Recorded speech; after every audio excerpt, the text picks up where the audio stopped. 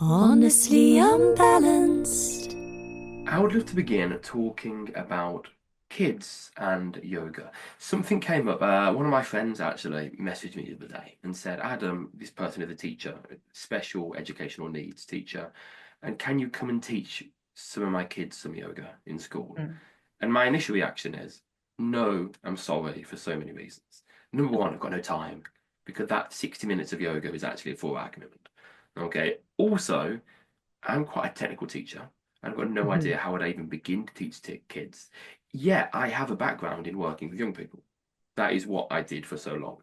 But the idea of teaching kids yoga is completely alien to me and foreign to me. And I've heard different people describe their approach to teaching yoga to kids. So I've seen the approach of treat it like play. And, oh, it's fun, downward dog. Downward dog is going on a journey to the forest. And I like the storytelling, whimsical.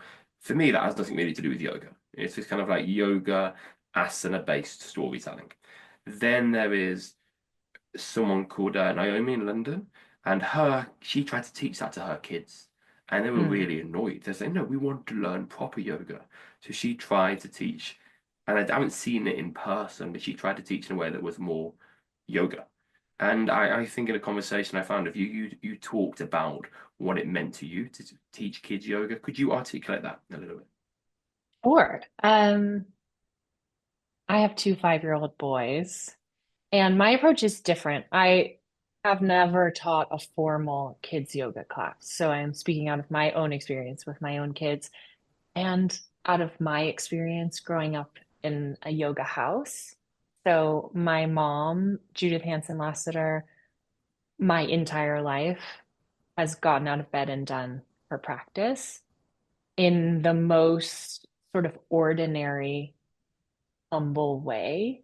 Not a lot of ceremony about it. She just gets on her mat and does her practice.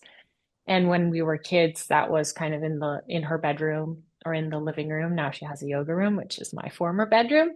Um, so what I learned from her, and my dad also practices asana as well, what I learned in the modeling in my childhood and am repeating with my children is not a large emphasis, especially at this young age, of doing yoga, but I want them to be in the space with me while I practice. I want to create a space of silence in my studio, in my practice space in the early mornings when they wake up and they come down here.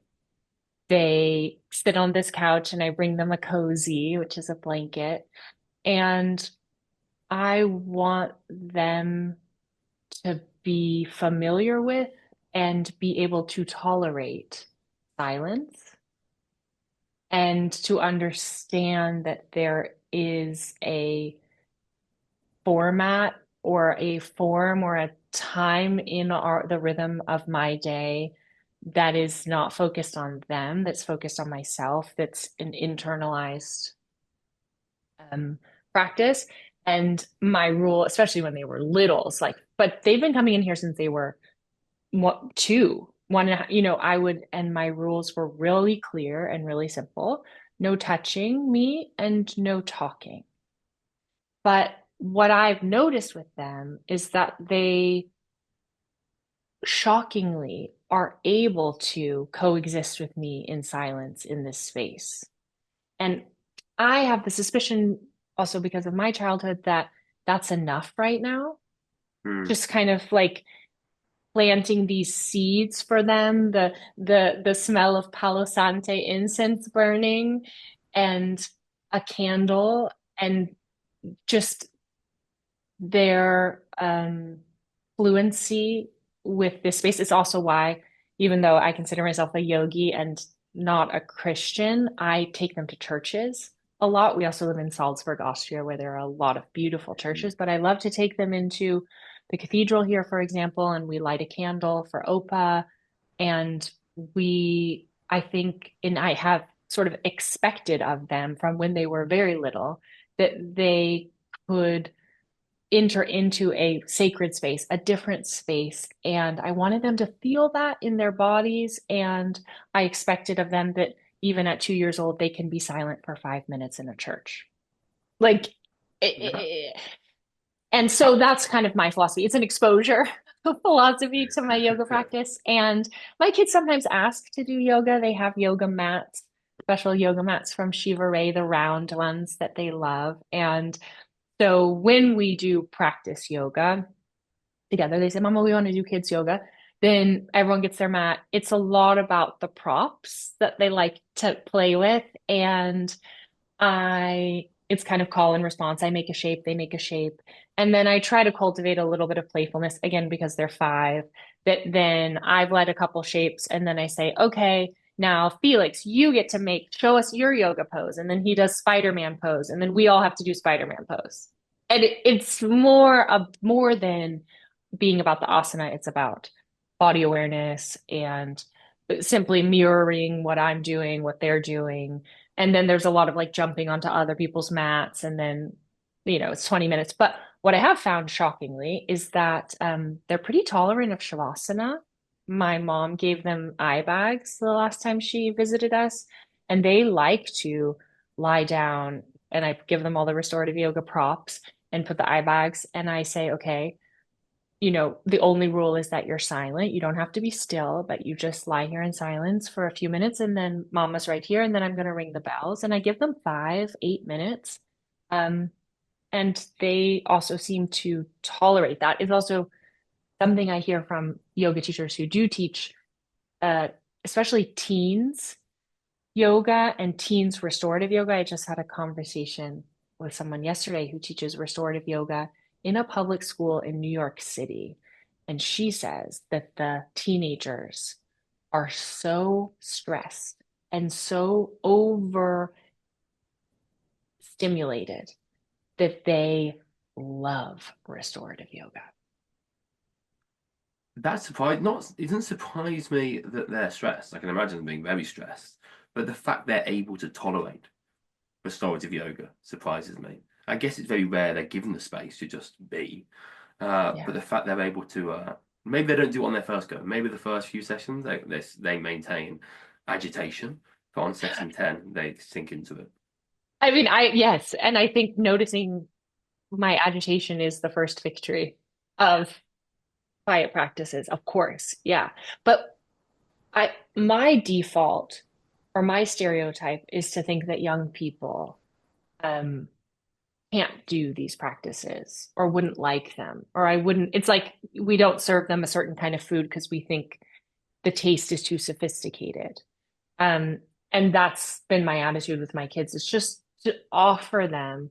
And interestingly, this happened last summer. They've been coming with me to the Feather Pipe Ranch in Montana, where I do a retreat every summer. And they really want, and we last summer, for example, went for 2 weeks. My mom taught the first week, and then she and I co-taught the second week.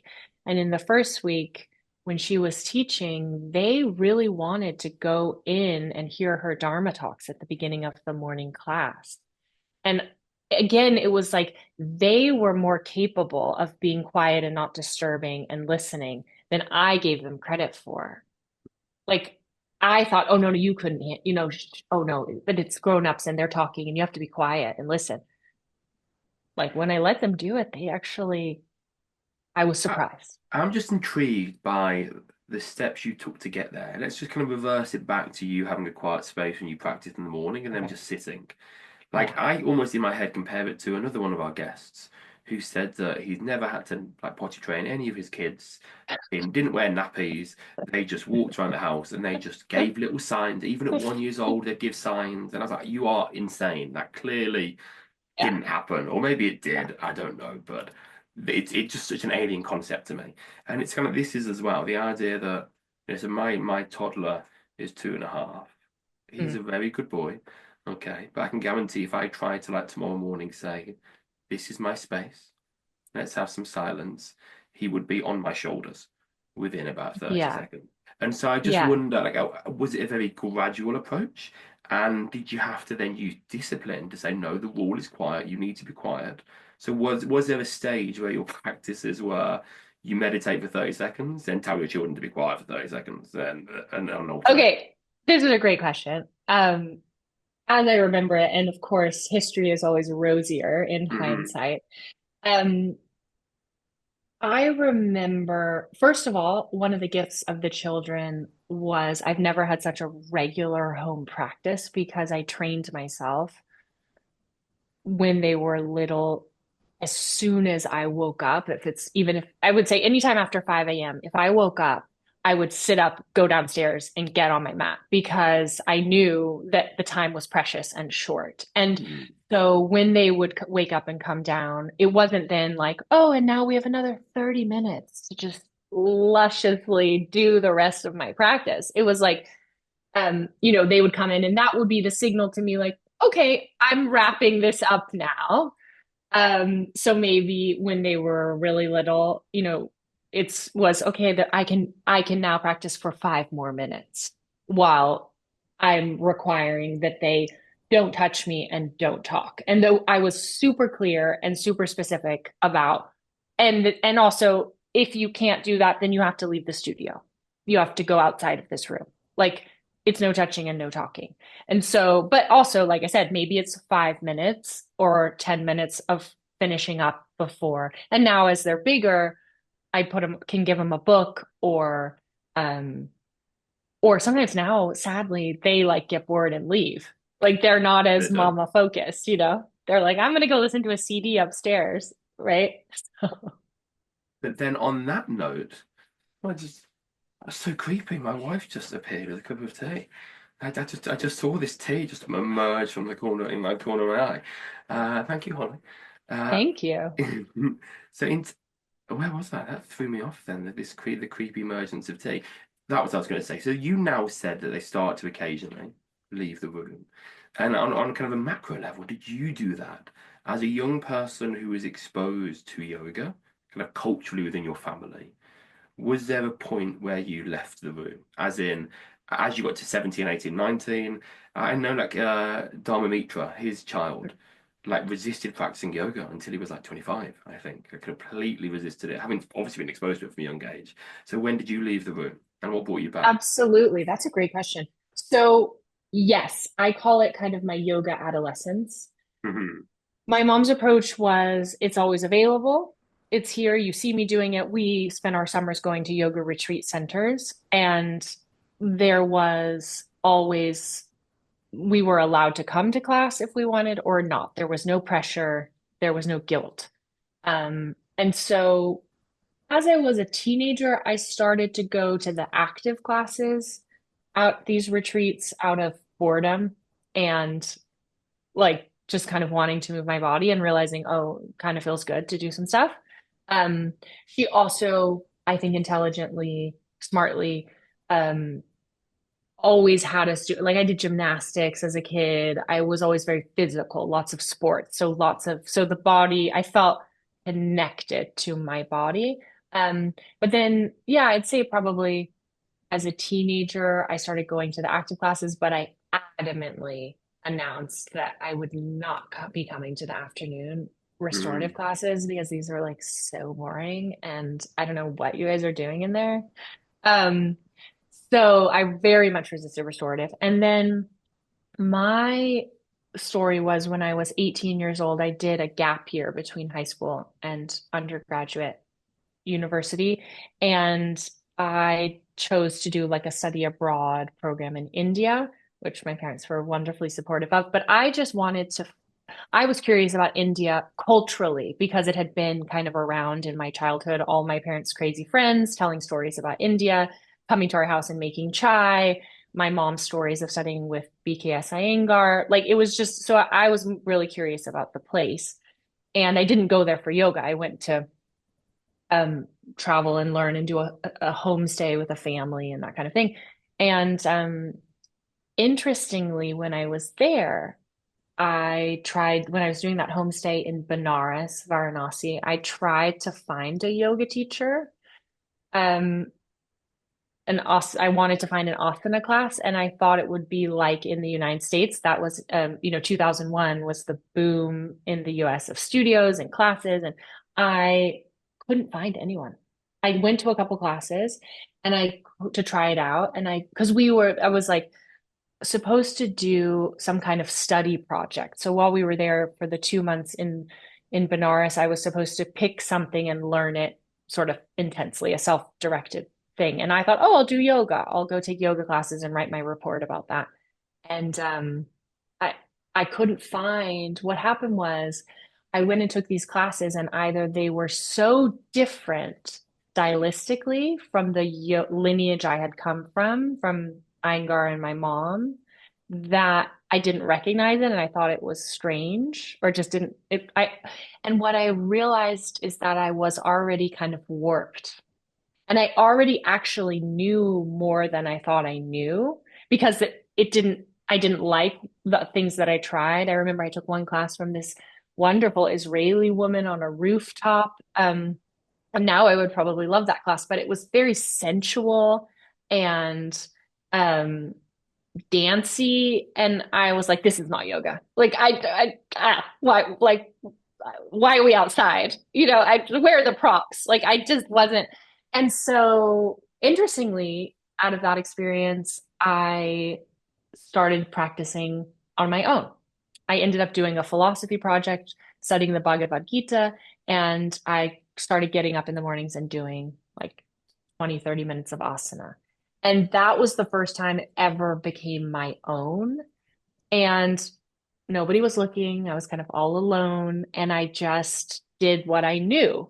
And I already kind of knew enough to do 20, 30 minutes. And I felt the lack, actually, interestingly, the lack of movement there in India. The way I was living there, I didn't feel really super safe as a young woman alone. Like I wasn't going jogging or moving my body very much. We were taking rickshaws everywhere. And so I needed that. And I felt called to do that. So that's where I started any sort of home practice tradition, which is waxed and waned Mm. throughout my life. But then after that, I went to university at UCLA in Los Angeles, and I had the great privilege of, saying to my mom, like, oh, I want to take a yoga class here. Do you know anyone who teaches yoga in LA? And she says, go visit my friend Mati. I love Mati. You're gonna love Okay. her. So it's like That's a good start. this is just me being totally spoiled. And Yeah. so I went and took Mati's Mysore class on Montana. And it was like, first week of college, first week of yoga, I went and took a class. And I was totally blown away by Mysore and by Ashtanga, which I hadn't had any contact with before. I was like, what are these people doing? Like, this is crazy. And totally fell in love with Mati. And we had a wonderful connection. And I took her Mysore class for 4 years. And I did my first 200-hour teacher training with Mati. And that really was my yoga adolescence because I went somewhere else and then I could hear it from someone else. And it felt just wasn't my mom, you know? And then after that, I started returning to like I would go to trainings on purpose with my mom and decided I wanted to take her restorative trainings and her anatomy trainings. And then I got more and more. And then I started working with her. Now, Um, this depends on, I guess, the relationship you have with your mother. But was there ever any kind of ego getting in the way of, I want to forge my own path completely. I don't need to learn from you, mother. Now, although, your mother is so respected in the world, did you resist that? Did you think, no, I want to go down the Bikram yoga route. I want to do something completely no, different. no, I never felt, well, no, I thought I wanted to be an architect. I was like, thought I wasn't, didn't want to. And if I'm honest, when I took that first 200-hour teacher training, which my mom sponsored. She was in the background, like secretly delighted. Mm. And she did a smart thing back then. She bought me when the whole time I was at university, the 4 years, she paid for my like monthly pass to the yoga work studio. So she was always like, yoga's on me, and it's a sneaky parent thing, right? So I always could go and then I would go practice 3, 4 times a week because I had this pass and I liked how I felt. So it was like a nice way of her supporting me. But really, what happened was I thought I wanted to be an architect. I then did a master's in architecture after my undergraduate. That's where I met my partner. And it was a wonderful experience, very intense. Very interesting. I thought I was going to be a designer. And I really, after I did that 200-hour teacher training, I started teaching yoga, like before I went into the master's program. And I mean, this is like such nepotism. I got hired. I emailed the woman who was running the yoga program at the UCLA gym. And I said, "Hi, I'm Lizzie Lasater. I just finished my 200-hour training. I'd like to interview and come in. I'd love to talk about teaching for you and your program. Do you have any open spots?" And she wrote back, "I love your mom. You're Mm, hired." I was like, "You haven't even seen me. perfect. You don't know anything." But I felt immensely grateful. I've always felt around yoga like I'm just so stupidly lucky that you want to have me on your podcast because you like my mom. So I never had that negative feeling. I had the feeling I'll never be as good as her. Like, how could I kind of, Just to why would pause, I? just to pause. You're not on the podcast because of your mum. I like what you put out there. Thank you. Um, I had the imposter feeling of like, why would anyone come to my class when they could go to her class? Or she's written so many books, I'll never be. She's so enthusiastic about anatomy, which I'm not excited about. Like, you know, um, so I had those thoughts. And I also, frankly, this was living in LA in the early 2000s. I was afraid of making yoga my career because I was afraid of contracting or deepening an eating disorder. Like I thought back then, I couldn't see a path to be a yoga teacher and it not be about my body. Mm, And I was just worried I just thought like, this feels dangerous. This feels unhealthy. I should focus on a different thing because teaching yoga, the culture I saw at Yoga Works and in LA back then was because it was so about being thin and about looking a certain way. And I was afraid that that would be unhealthy for me. I think it's still. I'm not going to say it still is, but there is a certain element still in the yoga world where there is something perhaps aspirational when you choose to go to certain people's class. To some degree, you want to be like them, and often that is related to maybe what they can do or how Yeah. they look, etc. And I've noticed that for me, in a sense, that when I used to do the cooler stuff and Mm, had my six pack, and I mm, like everything was a lot easier to sell. Okay, mm. workshops, trainings, it's a lot easier to sell. And I think there was, this aspirational quality, especially in kind of the higher end gyms that I taught.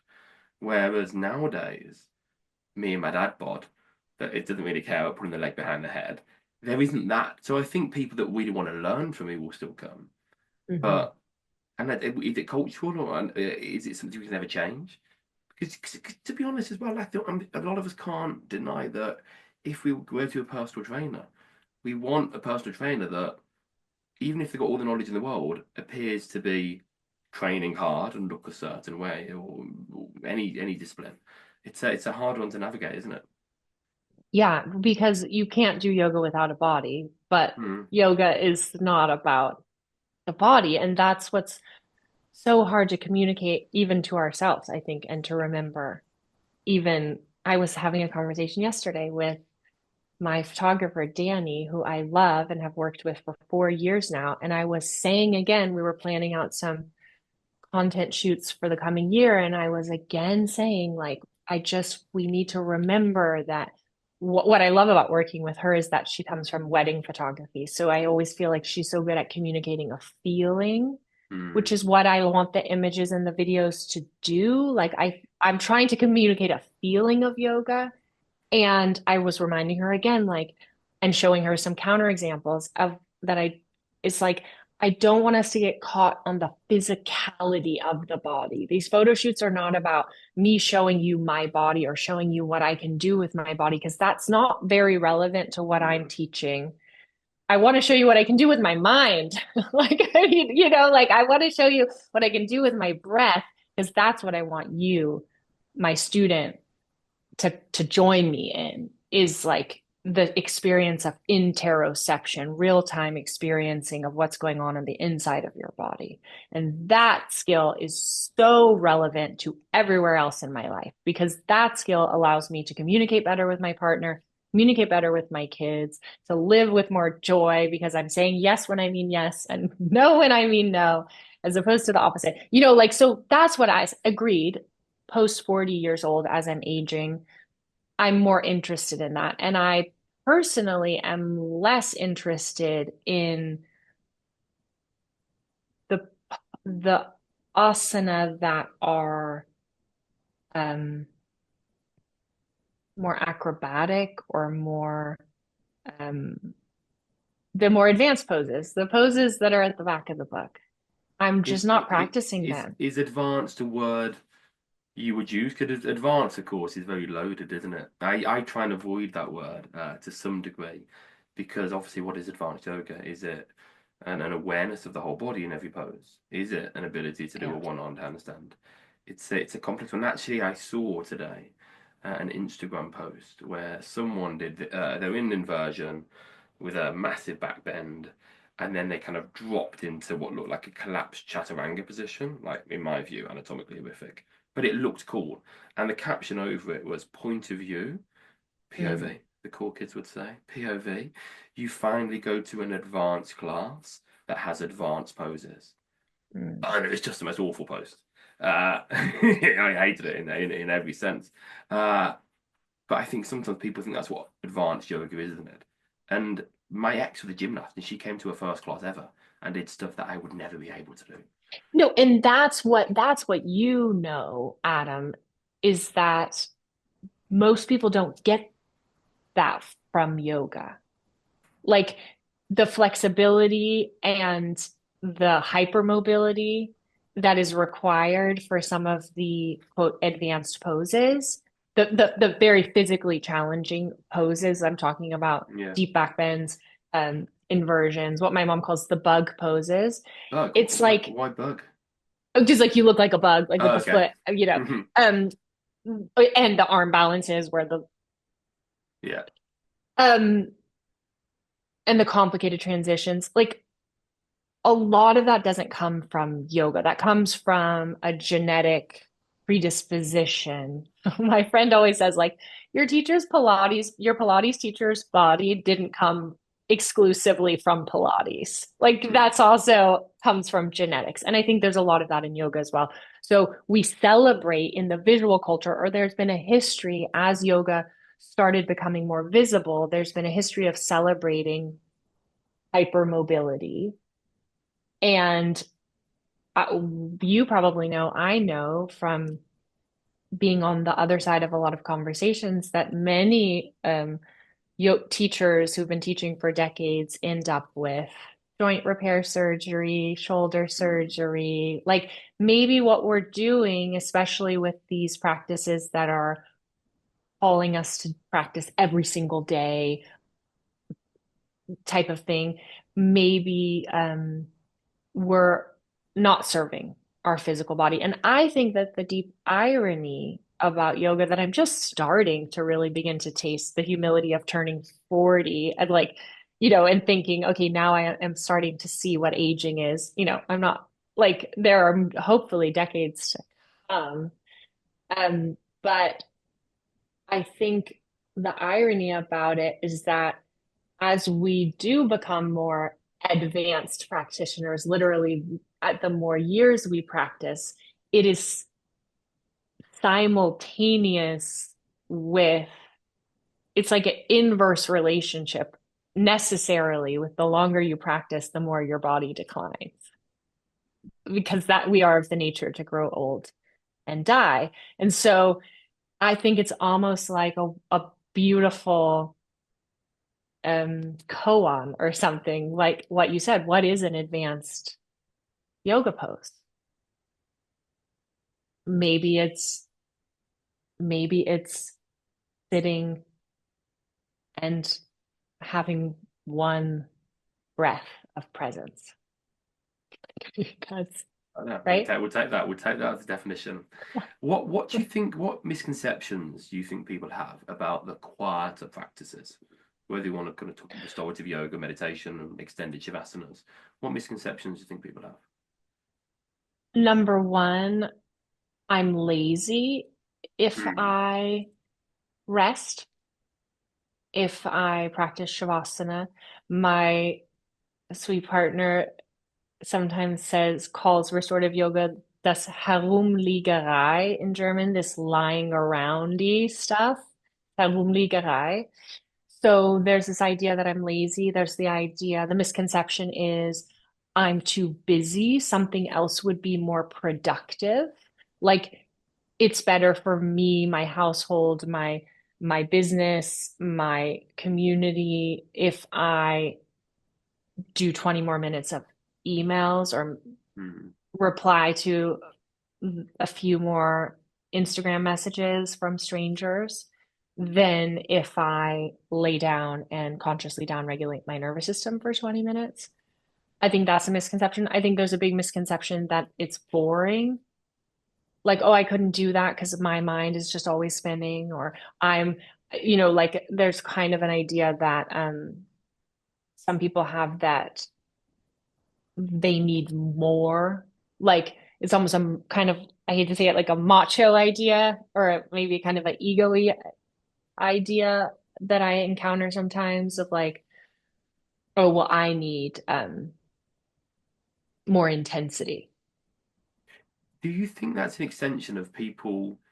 People want to be good at stuff, and Yeah, on the surface, you can't be good at restorative yoga or these kind of yeah, practices. And yeah, if they're available to everyone and right. accessible to everyone, then I can never achieve. I am more than everyone. In the same way as I think 98% of people think they're in the top 50% of intelligence. Yeah. That kind of idea. Well, yes, I think we believe I'm in there with you. I think we believe we don't deserve rest. Hmm. And so many people I talk to, even people who have taken our restorative trainings or people who are on a discovery call with me, considering signing up for our online restorative yoga teacher training. And I say, tell me about your restorative practice. Oh, well, I don't practice as much as I should, or I haven't practiced much recently, or I don't have time to. It's like we're all in the same boat. We are striving for the transformation of these practices and we're making them more complicated. Oh, I don't have 2 hours to do a restorative practice. So 20 minutes couldn't possibly make a difference. Hmm. That's what I tell myself. Like, I'm a very busy and important yoga content creator, Adam. I don't have time to do yoga. And I'm guessing you know this too. When I give workshops, I notice when I travel that the most stressed out people who do not have time to come to my workshop, the person who wrote me the impassioned email telling me how much they love restorative yoga and they want me to get on an airplane and come to their city and offer a workshop, and the person who sells it and sells tons of spots and is very Hmm. passionate, that woman does not have time to come to my workshop. Yeah. No, completely, completely. So in time wise, so bare minimum, what do you think you might need for a practice? Of course, there is an optimal amount of time, but for someone that is, again, we're all in the same boat, but someone that is slightly time poor, let's say on a Yeah. given week, Yeah. because they're moving house, well, like, what do you think is a bare minimum that would assist someone's day-to-day being? Is it 10 minutes? Is it 1 minute? Can you actually do anything in 1 minute? Is 1 minute just enough to feel agitated? You know, where is I the think, I line? mean, I'll take 1 minute. People talk about that. I've heard many meditation teachers say 1 minute will change your day. I personally have not found that to be true. Um, I think 5 minutes is the minimum viable dose. Mm, I think in 5 minutes you can do a silent seated meditation with your pelvis sort of situated in a way that gives you some ease in your spine. And so I would say if you have 5 minutes, I would do a 5 minute seated meditation, or I would do a pose we call one blanket back bend, which is a horizontal extension, a very gentle supported back bend where you're opening a little bit the front body from pubic bone through the ribs and cover the eyes. And you're still for 5 minutes, and there's no input and there's no output. So it's that space where we're beginning to build a tunnel between the conscious and the unconscious mind. Um, and then if you have 10 minutes, I would say legs up the wall, put a bolster under your pelvis, legs up the wall, either put a heavy sandbag on your feet or a strap around your lower legs, cover your eyes, set a timer for 10 minutes. That will change your day. And then if you have 20 minutes, I would do a shavasana or a supported shavasana, something behind your knees, something behind your ankles, a pillow behind your head, the arms out wide so your lungs can breathe, soften the chin slightly down, and cover the eyes. Make sure you're warm, cover up with a blanket, put on socks, set your timer for 20 minutes, lock your door, put your phone on airplane, set your timer for 20 minutes. That's profound. Even that once a week, I think, is profound.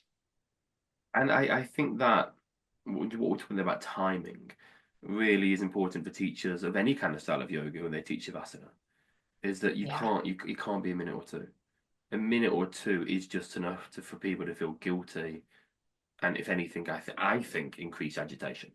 Even I think the most experienced practitioner, it takes a few minutes to settle, doesn't it, into Shavasana? Well, Yeah. And in my experience, it's because the physical body is not comfortable. mm, So our approach in restorative yoga is to ignore the mind at the beginning and to put all of our attention on making the physical body as comfortable as possible. And that's why we have all these problems. Like we're not trying to be annoying when we say, would we say you need 5 blankets and a bolster and an eye cover and 2 blocks in order to practice restorative yoga?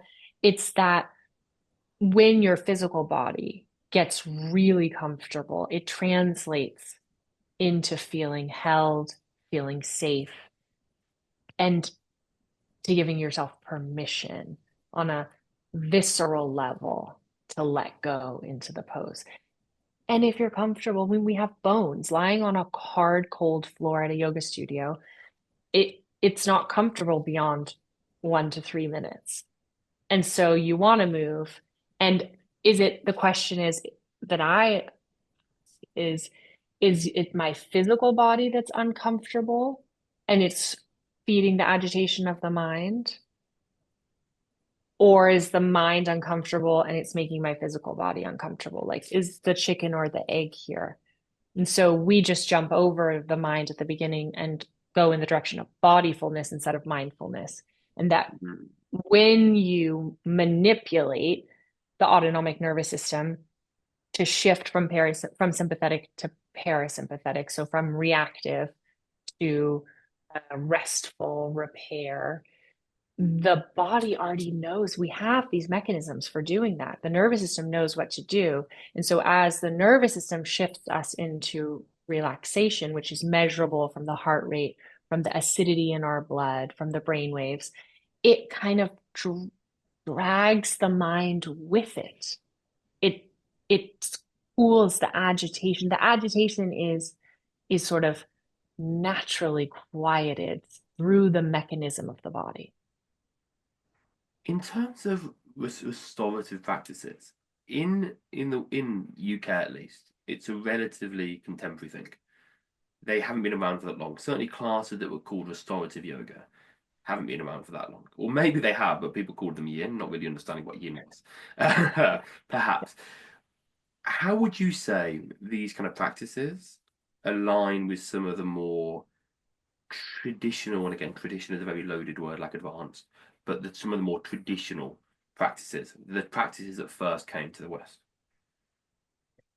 Well, I can speak from my lineage, which is the Krishnamacharya BKS Iyengar lineage. And in that system, these quieter practices were fully integrated. It's almost nonsensical to separate them out the way that we do now.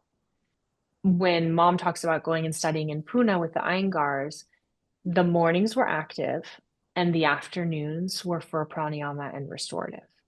It was seen as an essential part of the yogi day, that it's a complete practice. And we, I believe, when there was this kind of transnational migration, when yoga came to the West, we saw it with our Western minds. And we said, oh, sun salutations, that looks like doing something. I can see how that's effective and worthwhile and valuable to spend my time on.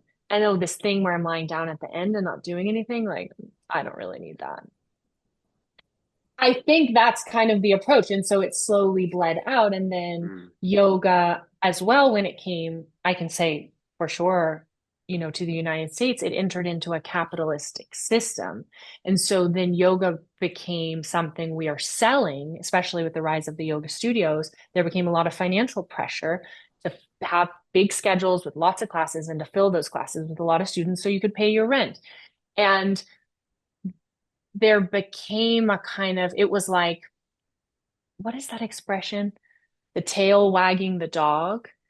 It was I believe that the clients, as we call them, it shifted when it was in India, in that lineage, it was a kind of guru teacher student relationship. And so the teacher could ask you to do things which you didn't understand, but which he knew were good for you, and you would say yes. There were also Mm. drawbacks to that system, but when yoga got translated then into the capitalist, we have to pay our rent model, the client, but it was like the customer is always right. And if the customer doesn't think she wants to have a class with a lot of shavasana, and she doesn't think that she needs to do shoulder stand in every class anymore, then we're not going to teach that because we're going to teach what people want to, so does that make sense? Is Yeah, no, that what you completely, have seen? completely. Is Wouldn't it that be what you've seen in lovely if London? we had to if society said that whenever you start a new discipline, you have to commit to it for 2 months, whatever it is, whether it's weightlifting Yeah, or yoga, and yeah, then you just have to listen to the teacher. yeah, Okay. And hopefully then in that imaginary world, all the teachers are very qualified and know what they're doing. But people people are less willing to have that deep experience. And as you yes. say, customer's always right.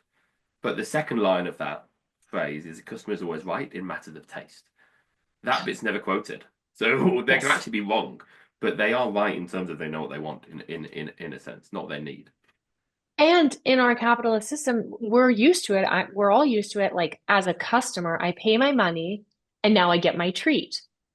And we're not used to, I pay my money and now I have a difficult experience where I'm confronted with silence and grief and the mortality, and where I'm playing dead for 20 minutes and you're asking me not to look at my phone. Like this is, I paid money for this. Like right at the beginning, I think this is not everyone's experience. I'm generalizing and I'm being a little bit broad, but that's my theory. That's one theory I can understand why restorative practices um, have not been as um, quick to kind of grow. The other thing I think, and I say this in our restorative yoga teacher trainings, is that I think the teachers say, I'm afraid my students will be bored. That's why I need to play music or why I need to talk Mm. during Shavasana. I think the teachers are bored. I'm not sure. I think it's the teacher's board, but I think it's a massive fear. It's a Yeah, massive fear on the teacher's part is they need to fill the space with everything. And I often say to teachers, in Shavasana when you're leading it, if you feel like you feel awkward, just close your eyes. Continue to lead it, close your eyes. Don't look at the person fidgeting. Uh, but I think people, and maybe it's because the income is tied to it as well. People want busy classes. People yeah, need busy classes because perhaps they get paid per person, and they yeah, do everything they can to satisfy needs. And you talk about music there. Music is one comfort blanket. Another comfort blanket is the loaded term creative sequences, which often can translate as a dance class. I think there's all these things that I think maybe boredom is a factor, but I think the other thing is fear. Yes, fear, exactly. Fear of like, I need to fill the space, and fear that, or guilt almost like, I'm here, I should be giving constantly. Mm, That silence is not a valuable gift that I'm giving my students. And what I always say is like, you are the only person in their entire week, maybe their month, who says, I'm going to handle everything. You lie down, you focus on you, you make yourself comfortable, you're completely safe. I'm watching the time. You have nothing to attend to. Nobody needs you to serve them. Nobody wants anything from you. All you need, you don't even need to relax. yeah. Like that, and I'm not gonna pollute your brain with any more of my ideas. This is time for you to have your experience. Like nobody ever says that to you ever. Mm.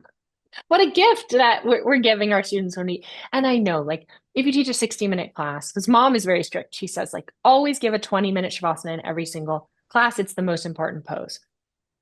I get it. If you teach a London lunchtime, for people in the finance industry, it's hard maybe to offer a 20-minute shavasana if it's a 60-minute class, but you can offer a 10-minute shavasana. I always say as well, like, we're yoga teachers so guilty of wasting a lot of time at the beginning of class with stuff that doesn't move the needle that much. And I would say, kind of find your extra minutes at the beginning when sometimes with talking that you don't need, or um, there's these kind of movements that people do that I find kind of meh, where it's like, lift your arms up and then side stretching and then go to the other and then a little seated twist. And I'm like, just start with dog pose. Like, I'd rather give me those five Just get on minutes with in it. Get on with Shavasana. it. Let's go. Let's do some quick fires now. Mm. Okay. You don't need to be super quick in how you respond to that, but let's just see what happens. What misconceptions do people have about you? We've talked about the misconceptions of restorative yoga, but misconceptions about you.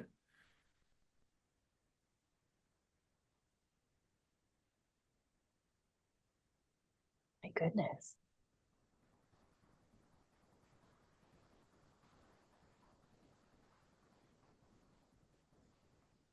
Maybe it's pretty healthy that you've never even considered that. That's a good sign, I I think. I will say, yeah, what comes to mind is I sometimes have a casual approach, or um I'm from California and I have a lightness about the way that I approach yoga. And I think sometimes it's not immediately obvious that that is also a choice I'm making when I teach to be inclusive and to be welcoming, and to sometimes when I host Zooms with mom, for example, I'll intentionally ask a stupid question in quotes, or something that where I because I think that helps to um yeah. So I think maybe a misconception would be like, oh, how would be the Your levity is stupidity. maybe, yeah, as maybe something like that I'm not taking it seriously enough. But I like think, yoga is too important to take seriously, and that I love asking quote unquote stupid questions, because when you dig down into yoga, some of the most interesting questions are very simple. And there was just a woman today. We did a live session on nonviolent communication. It was the sixth in a series of six um, in this course, six live Zooms. And at the very end, there was a woman who had raised her hand. And then I said, okay, we have 30 minutes left in our 2-hour class. And this is the end of the cycle. And so we want to get to everyone. So I see 5 hands raised, no more hands. We're going to get to everyone. And then we were working with people one-on-one. They were coming on and talking with mom. And then we ran out of time and there was only like 8 minutes left or 6 minutes left. And she put her hand down and she messaged me in the chat privately, "Oh, I don't have to share." And then I said, "Oh, why don't we go to you? We can go to you." And the thing that she brought forward in the group was something that she judged as her being silly and it's not that important and she's sorry to take up the group's time. And it brought me to tears in the end, the way mom worked with her and gave her empathy and the shift that the woman had about the situation, which was a seemingly kind of everyday situation, but it touched so many deeper emotional layers that it was so moving. And I just have seen that happen so many times in yoga and in adult learning that um, things are not always what they seem. And Mhm. that something which she judged, it was like the whole thing was about her not seeing her needs as important and not seeing herself as important. And so many people on the Zoom in the chat were like, "Oh my God, I'm the same. This is so relatable." Like it was a really beautiful closing at the end. So, okay, what was the question? Who How do knows people now? miss? All good. Let's do one or two more quick fires. Okay. So next one is if you weren't spending your time teaching and creating Mm. content and writing newsletters and designing jewelry and the like, what would you be doing with your time? I think it would be a full-time designer. I think it would be an architect. My partner is an architect, and we worked together at the beginning when we finished graduate school. I think, and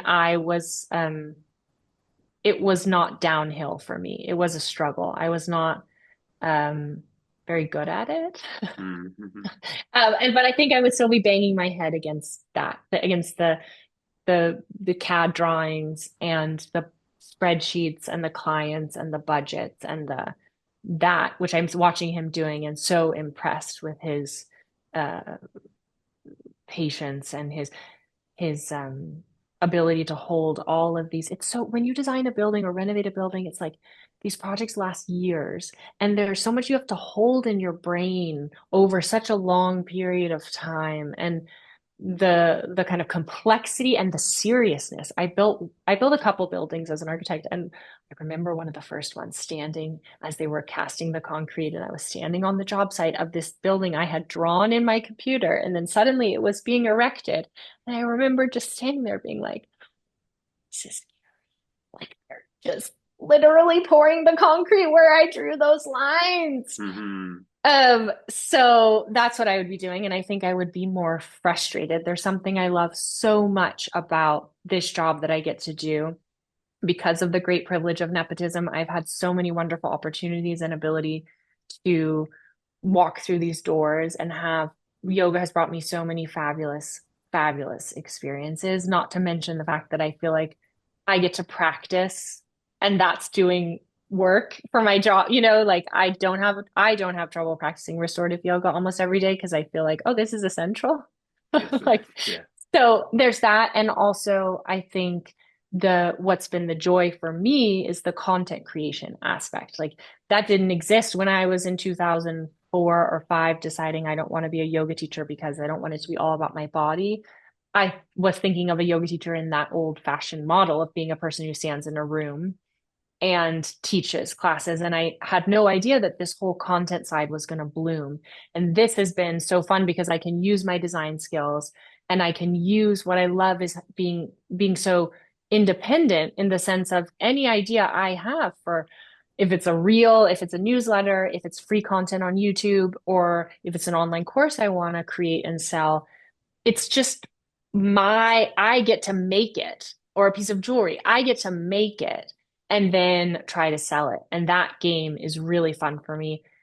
I didn't, as an architect, it was much harder to be in co-creation with the client because the buildings are too expensive. I couldn't make them and then try to sell them. So you have to convince the client of your good ideas.